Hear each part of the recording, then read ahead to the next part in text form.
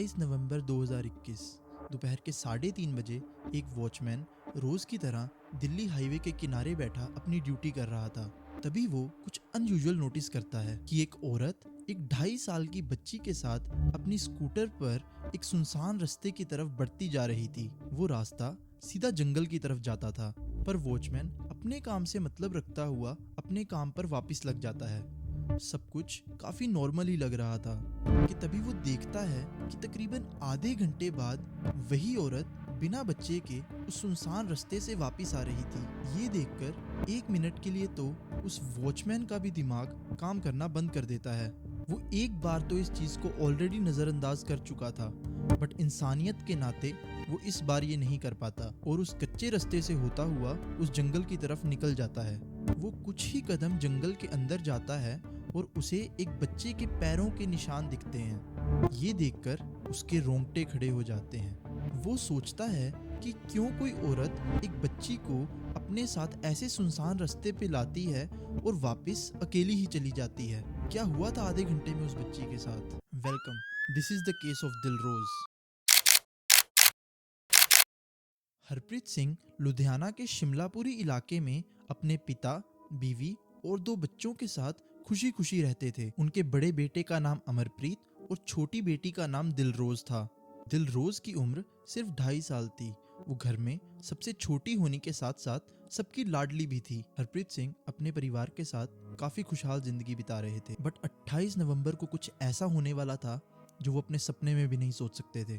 दिलरोज दोपहर के वक्त घर के बाहर खेल रही होती है और उसकी मॉम घर के काम कर रही होती है, बट जब कुछ देर बाद वो दिलरोज को अंदर से आवाज लगाती है तो दिलरोज कोई जवाब नहीं देती।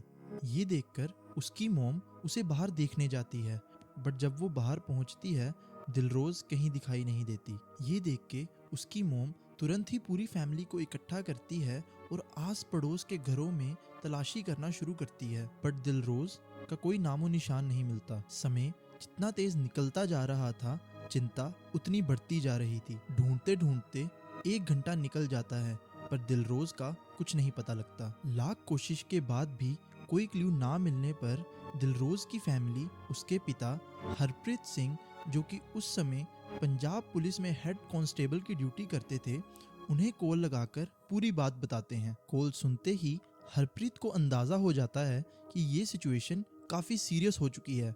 सो बिना कोई वक्त बिताए वो अपनी पूरी पुलिस टीम को लेकर अपने घर की तरफ निकल जाते हैं। अब हरप्रीत की पूरी पुलिस टीम, फैमिली और आस पड़ोस के लोग मिलकर दिलरोज को दोबारा ढूंढना शुरू करते हैं। पुलिस की एक टीम उस एरिया की सीसीटीवी फुटेज को तलाशना शुरू करती है।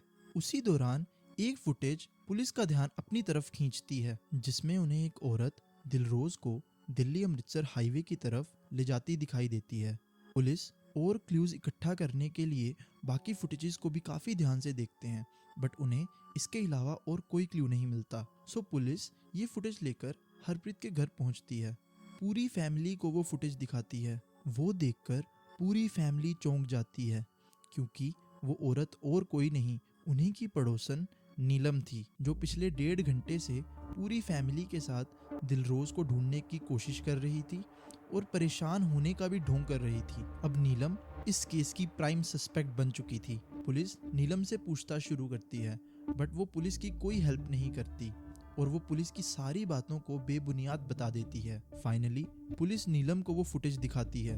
वो देखकर नीलम को पता लग जाता है कि उसका सच अब सबके सामने आ चुका है। सो अब वो सब कुछ सच सच बताना शुरू करती है और पुलिस को कहती है कि चलो मैं तुम्हें दिलरोज के पास लेके जाती हूँ। पूरी फैमिली पुलिस के साथ नीलम को लेकर उसी दिल्ली अमृतसर के हाईवे पर निकल जाते हैं। पुलिस कुछ देर शांति की सांस लेती है और शुक्र मनाती है कि नीलम के जल्दी पकड़े जाने की वजह से अब वो उस बच्ची को जल्दी ढूंढ लेंगे।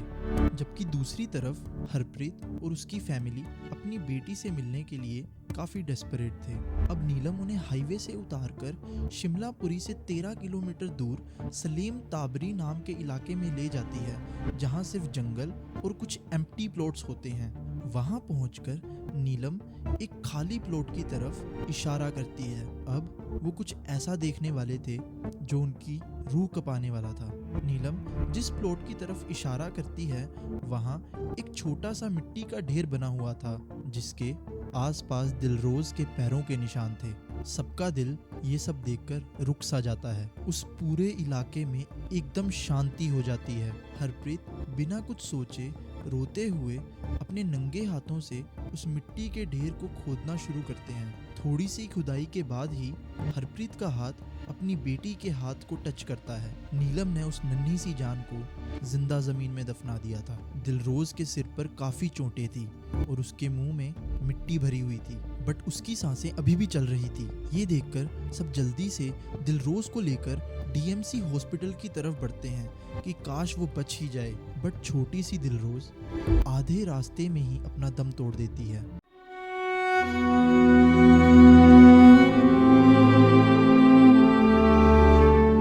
अब पीछे क्राइम लोकेशन पर एक पुलिस की टीम इन्वेस्टिगेट कर रही होती है कि तभी उस दौरान इस केस का सबसे अहम विटनेस वहां आता है, जो था वही सिक्योरिटी गार्ड जो हाईवे के चेक पॉइंट पर ड्यूटी कर रहा था। वो पुलिस को सब A to Z बताता है, बट जब पुलिस उसे दिलरोज के बारे में बताती है तो वो काफी अफसोस करता है और सोचता है कि काश वो पहली ही बार में उस औरत का पीछा करता तो शायद दिलरोज आज बच जाती। वहां मौजूदा पुलिस बताती है कि अगर वो 10 मिनट पहले वहां पहुंच जाते तो शायद दिलरोज को बचा सकते थे। अब सबसे बड़ा सवाल ये था कि नीलम ने ऐसा हैवानियत भरा काम किया क्यों, क्योंकि हरप्रीत की फैमिली के लिए वो आखिरी इंसान थी जिस पे वो शक करते, क्योंकि वो पड़ोसी के साथ साथ खुद 2 बच्चों की माँ थी और दिलरोज भी उसे बुआ बुलाती थी। जब पुलिस नीलम की स्टेटमेंट लेते हुए उससे रीजन पूछती है तो उसका बताया हुआ रीजन सबके पैरों तले जमीन निकाल देता है। एक तरफ जहाँ हरप्रीत का परिवार काफी खुशहाल और फाइनेंशियली अच्छा था, वहीं नीलम एक डाइवोर्स थी और अपनी माँ और अपने 2 बच्चों के साथ रहती थी। हरप्रीत के बच्चों से सभी बहुत प्यार करते थे। कई बार तो पड़ोसी उनके लिए गिफ्ट्स, चॉकलेट भी लेकर आते थे, बट वहीं नीलम के बच्चे काफ़ी शरारती थे और कई बार पड़ोसी उनकी शिकायत लेके नीलम के पास आते थे। और डाइवोर्स के बाद नीलम अपने बच्चों के लिए वो सब चीज़ें नहीं कर पाती थी जो वो हरप्रीत को उसके बच्चों के लिए करती हुई देखती थी। उसके दिल में हरप्रीत के परिवार के लिए पहले जेलसी और फिर धीरे धीरे नफरत पैदा हो गई। पुलिस की पूछताछ में पता लगता है कि नीलम के घर पर कई अनजान लोगों का भी आना जाना था और डाइवोर्स्ड होने की वजह से उसके आस पड़ोस के लोग उसके कैरेक्टर पे भी उंगली उठाते थे और एक बार तो नीलम की माँ को उसके खिलाफ शिकायत भी कर देते हैं।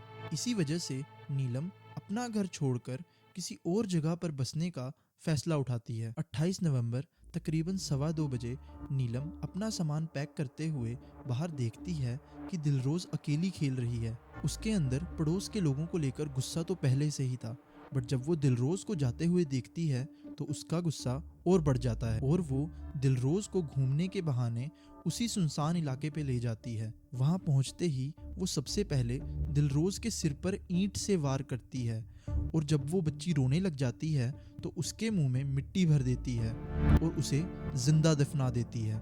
दिलरोज की ऑटोप्सी रिपोर्ट में भी पता लगता है कि उसकी मौत सफोकेशन की वजह से हुई थी। अब सोचा जाए तो उस नन्ही सी जान को क्या ही पता था कि जिस औरत के साथ वो घूमने निकली थी वो उससे इतनी नफरत करती है कि उसी की जान ले लेगी। 12 अप्रैल 2024 केस की फाइनल जजमेंट आती है। सेशन कोर्ट नीलम की ऐसी हैवानियत और ऐसे क्रिमिनल माइंडसेट को देखकर इस केस को rarest of rare case declare कर देते हैं। कोर्ट नीलम को फांसी की सजा सुनाती है। नीलम कोर्ट का फैसला सुनते ही फूट फूट कर रोना शुरू कर देती है और जज के सामने अपील करती है कि उसकी सजा को कम कर दिया जाए और कहती है कि उसके बिना उसके बच्चों का फ्यूचर खराब हो जाएगा। उसे अभी भी अपने ही बच्चों की चिंता थी, बट किसी दूसरे के बच्चे को मारने का कोई पछतावा नहीं था। ये केस आज के पेरेंट्स को ये सीख देता है कि अगर उनके घर कोई छोटा बच्चा है तो उसे कभी भी अकेला ना छोड़ें, क्योंकि वक्त काफ़ी बदल चुका है और आपको धोखा वही मिलता है जहां आप लीस्ट एक्सपेक्ट करते हो। सो अपना ध्यान रखें और वीएस क्लच को लाइक और सब्सक्राइब करना ना भूलें।